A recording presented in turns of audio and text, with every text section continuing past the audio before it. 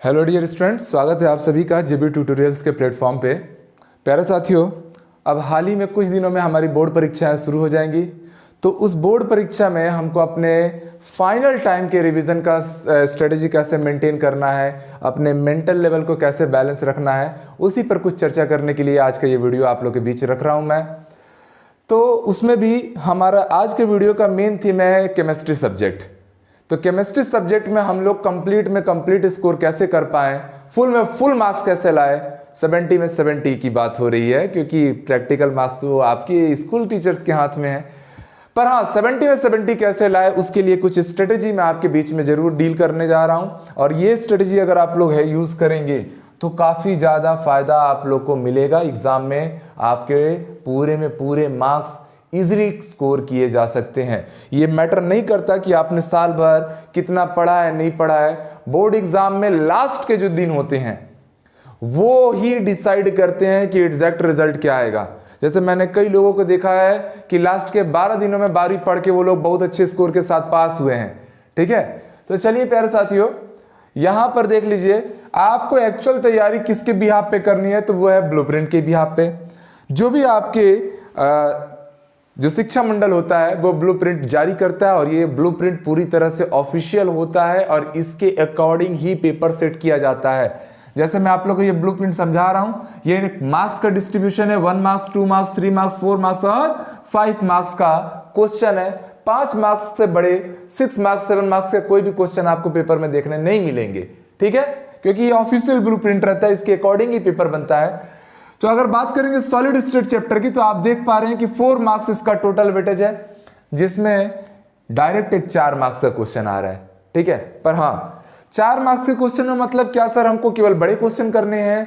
तो केमिस्ट्री एक ऐसा पेचीदा सब्जेक्ट है ना बच्चों, कि इसमें आपको ना 4 मार्क्स अगर दिखा है तो आपको इसमें 2 मार्क्स के 2 क्वेश्चन भी ज्वाइंट करके 4 मार्क्स में पूछे जा सकते हैं, या हो सकता है डायरेक्ट 4 मार्क्स का क्वेश्चन आ जाए। तो इसलिए हमको ना जब भी बड़े मार्क्स के क्वेश्चन आते हैं केमिस्ट्री में, फिजिक्स में तो ये बहुत आसान हो जाता है। बड़ा मार्क्स का क्वेश्चन आया मतलब केवल डेरिवेशन कर लो बड़ा सा, उस चैप्टर का फुर्सत हो गया। बोर्ड के लिए पढ़ना बहुत आसान है, भरोसा रखिए कम समय में बेस्ट तैयारी की जा सकती है। बट जो केमिस्ट्री सब्जेक्ट है इसमें बड़े मार्क्स का अगर क्वेश्चन, कहीं 5 मार्क्स का क्वेश्चन आ रहा है बच्चों, तो हो सकता है 5 मार्क्स का बड़ा क्वेश्चन भी आ जाए, या हो सकता है 2 और 3 मार्क्स के 2 क्वेश्चन मिला के उसे 5 मार्क्स में परोस दे। और आपका बोर्ड ऐसा काम जेन्युइनली करता ही है, तो उस चैप्टर में हमको सब कुछ पढ़ना पड़ जाता है। इसीलिए ये तो है ब्लूप्रिंट का साचा।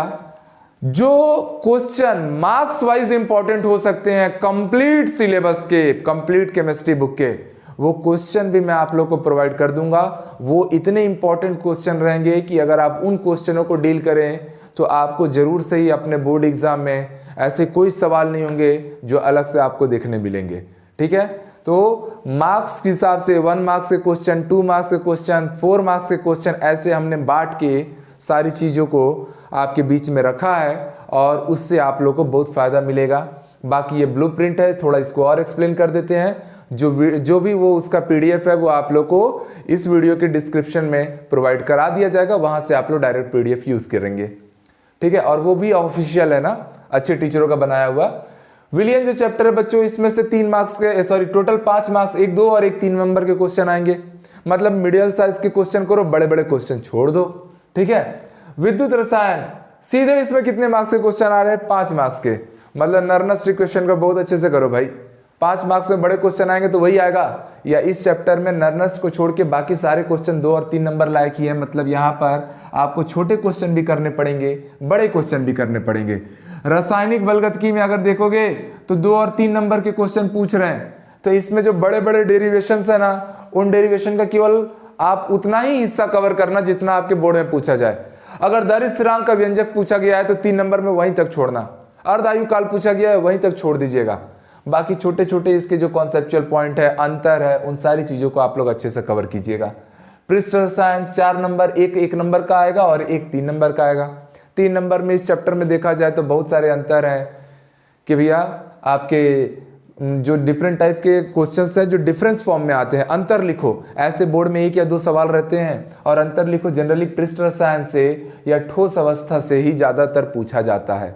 ठीक है। तो आपको 3 मार्क्स वाले अच्छे क्वेश्चन करने हैं, बड़े बड़े क्वेश्चन इस चैप्टर के सीधे सीधे आप छोड़ देना, ठीक है। पी ब्लॉक के तत्व और डी एंड एफ ब्लॉक के तत्व, इसका वेटेज बहुत ज्यादा है बच्चों, 8 मार्क्स का है, जिसमें एक मार्क का एक 2 नंबर का और 2 3 नंबर का पूछ रहे हैं। मतलब जितने भी मिडिल साइज के क्वेश्चन हैं केवल आप उन्हीं को करिए, बड़े क्वेश्चन को आप छोड़ दीजिए।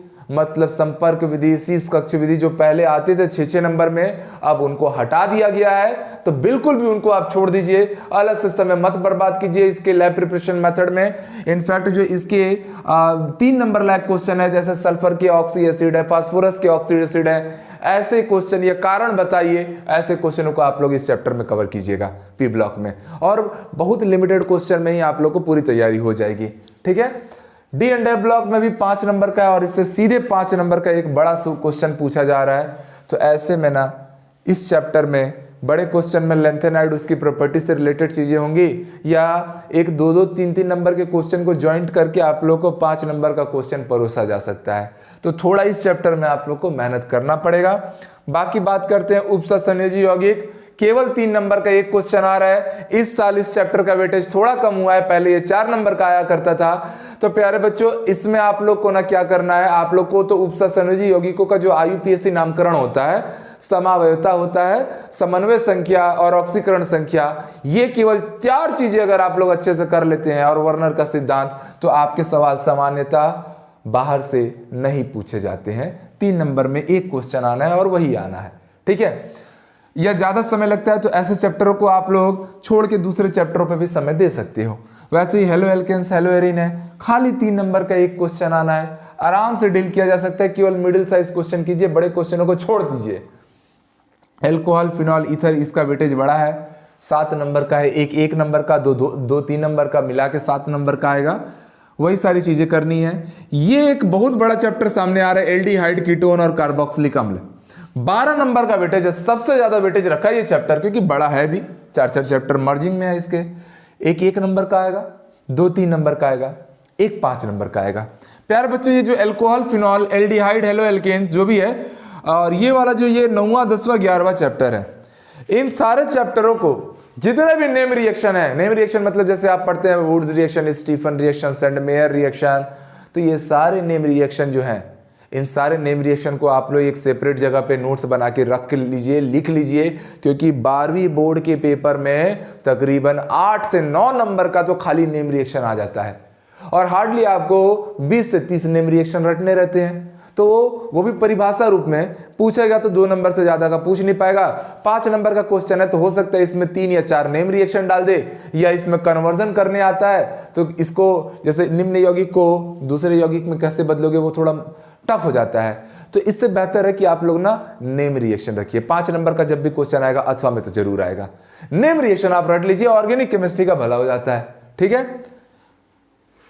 फिर आता है, और ये देखो, ये जो ईथर वाला चैप्टर, इसमें विलियमसन की विधि तो जरूर कर लेना, बहुत बार पूछा है वो। नाइट्रोजन युक्त कार्बनिक रसायन, 5 मार्क्स का वेटेज, एक नंबर का, 2 नंबर का। मतलब इसमें केवल ना लघु तरीय टाइप के ही क्वेश्चन हम लोग को करने हैं, बड़े क्वेश्चन सीधे सीधे आप लोग इसमें छोड़ दीजिए। मतलब ये चैप्टर आपके केवल 3 से 4 घंटे में कंप्लीट हो सकता है। केवल छोटे क्वेश्चन कीजिए, बोर्ड में उससे बाहर नहीं पूछा जाएगा। आता है लास्ट में जैव अणु, बायोमॉलिक्यूल, 4 नंबर का वेटेज है, एक मार्क का, एक 3 मार्क का। इस चैप्टर में 3 मार्क के पूछे जाने लायक ही क्वेश्चन भरे पड़े हैं, तो आप उन क्वेश्चनों को डील कीजिए, कंप्लीट कीजिए। और ये था आप लोग का टोटल 12वीं क्लास का एक केमिस्ट्री का ओवरव्यू, किस टॉपिक में हमको क्या टॉपिक पे जहां फोकस करना है, क्या चीजें पढ़नी है, ये सारी बातें मैंने आपको बताई। और प्यारे बच्चों, अब ना पढ़ाई एकदम जोर शोर से करना शुरू कर दो, क्योंकि बोर्ड एग्जाम अपने आप में एक त्योहार की तरह होता है, और ये त्योहार के लिए ना आपके साथ आपके माता पिता ना 12 साल से इंतजार कर रहे हैं। तो आपने साल भर पढ़ाई की है, नहीं की है, क्योंकि कोविड के दौरान स्कूलें बंद रही हैं, बच्चों के राइटिंग स्किल का जो हैबिट है वो छूट चुके रहता है। अब लिख लिख के पढ़ाई कीजिए, लास्ट के 12 दिन या जितने भी दिन आपके बचे हुए हैं, पूरी तरह से उसमें ना अपना पूरा मेहनत झोंक दीजिए, क्योंकि आपके साथ साथ आपके माता पिता भी, आपके परिवार वाले भी 12 साल से इस त्योहार का इंतजार किए हैं। तो बिल्कुल भिड़ के मेहनत कीजिए, खुद पे बिल्कुल तरस मत खाइए। हाँ, स्वास्थ्य का भी ख्याल रखिए, स्वास्थ्य खाना खाइए और समय से नींद भी लीजिए, पर पढ़ाई भी अल्टीमेटली कीजिए। मोबाइल को अभी साइड में रखिए। एग्जाम होने के बाद आपको छुट्टियां मिलेंगी, उस समय अपने बाकी के दिनचर्या को आप लोग समय दे सकते हैं। तो अगले वीडियो में मिलेंगे नए मोटिवेशन के साथ, जिसमें हम फिजिक्स के ब्लूप्रिंट को एक्सप्लेन करेंगे, उसके क्या क्या क्वेश्चन आ सकते हैं उस पर बात करेंगे। और ये सारे क्वेश्चन जो मार्क्स वाइज डिस्ट्रीब्यूशन है, इसके इंपॉर्टेंट क्वेश्चन का लिस्ट मैं इस वीडियो के डिस्क्रिप्शन बॉक्स में आप लोग को प्रोवाइड करूंगा। आपको वो बहुत हेल्पफुल रहेगा, उसको यूज करना है। वीडियो पसंद आ रहा है तो इसको लाइक करो, शेयर करो, सब्सक्राइब करो, अपने सारे दोस्तों तक पहुंचाओ, क्योंकि आपको अकेले पास नहीं होना है, अच्छे नंबरों के साथ आपको तो होना ही होना है, अपने सारे दोस्तों को भी निकालना है। तो मिलते हैं बच्चों, तब तक के लिए खूब मन लगा के पढ़ाई करो। जय हिंद।